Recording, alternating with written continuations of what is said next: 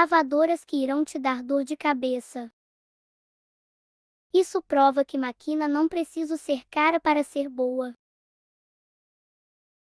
Electrolux Le17 tem suspensão fraca e não lava direito. G-King Capacity é uma das piores lavadoras do Brasil, ela dava muito defeito. Continental SOS técnico corre. Panasonic, além de ter o sistema Ciclone, ela dá muito defeito na garantia.